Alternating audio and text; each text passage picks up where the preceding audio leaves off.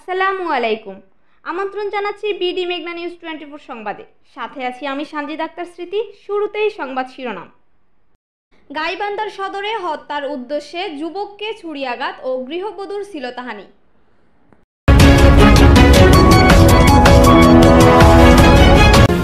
গাইবান্ধার সদর উপজেলার কুপতলা ইউনিয়নের স্কুলের বাজারে টাকা ধার নেওয়াকে কেন্দ্র করে পূর্ব শত্রুতার জের ধরে সংঘবদ্ধভাবে বসতবাড়িতে অনধিকারে প্রবেশ করে হত্যার উদ্দেশ্যে মশিউর রহমান নামের এক যুবককে ছুরিয়াঘাত করার ঘটনা ঘটেছে। এ সময় ফাতেমা বেগম নামের এক গৃহবধূর শ্লীলতাহানি করার অভিযোগ উঠেছে হামলাকারীদের বিরুদ্ধে। এজাহার সূত্রে জানা যায় যে পারিবারিক বিষয় নিয়ে আসামিরা দীর্ঘদিন থেকে শত্রুতা পোষণ করে আসছে।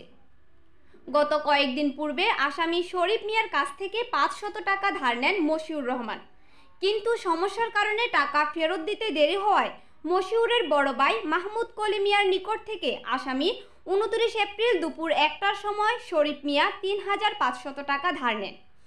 উক্ত টাকা ধার নেওয়াকে কেন্দ্র করে আসামি শরীফ মিয়ার সঙ্গে মনোমালিন্যের সৃষ্টি হওয়ায় বিকেল 4টা 30 কুপতলা স্কুলের বাজারে আসামি শরীফ মশিউর রহমানের নিকট পাওনা 500 টাকা ফেরত চায়, কিন্তু সমস্যার কথা জানিয়ে কয়েকদিনের জন্য সময় চাওয়ায় সময় দিবে না বলে ঝগড়া বিবাদ শুরু করে দেয়। দেখুন বিস্তারিত।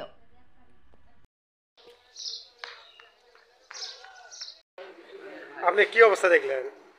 আমি আটকাতেছি, আমার ননদ সুদ দিয়ে বলে আটকাও নাতে মারি ফেলাবে। আমি ভেতরে নিয়ে এসেছি, তখন ওরা আসি বাড়ি ঘর ওরা ভাঙছে, ভাঙার পর চোটাইছে বটি দিয়ে, চোরা দিয়ে বাড়িগুলো ভাঙা আছে চোটে চোটে। তখন আসি আমাকে চেকার ভাঙিয়ে আমাকে বাড়িতে টানি বাইর করিয়ে একটা পুকুর আছে, পুকুরের মধ্যে আমার ছেলে টানি নিয়ে যা ফেলেয়া মারছে। তখন আমার ছেলের বউ, আমি আগের পথে চিনি, আমার খালি গা কাটতেছি।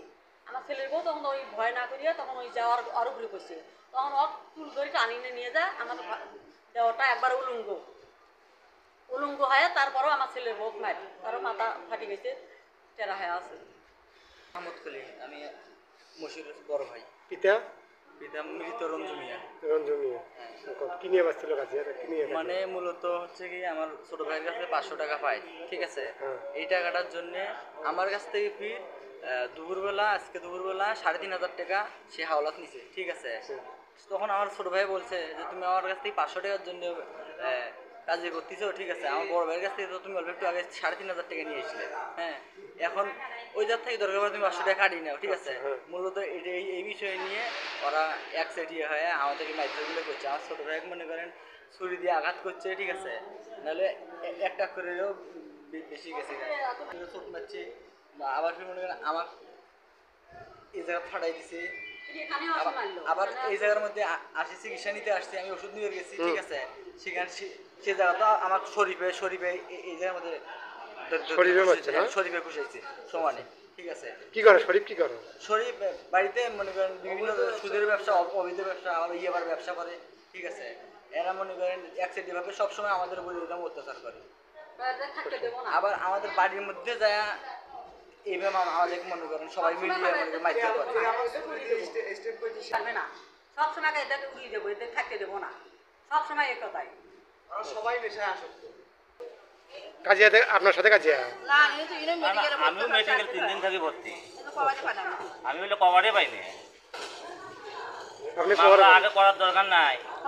আমি যেটা বলি শোনো, যারা আমাকে যেটা কই সেটাই শুনে থাকো। যারা আমাকে এখানে আসে মারতে পারে,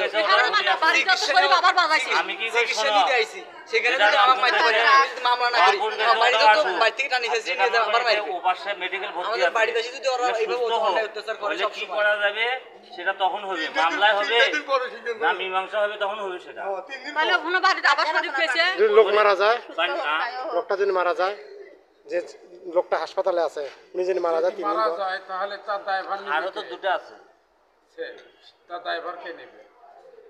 উনি যদি মারা যায়,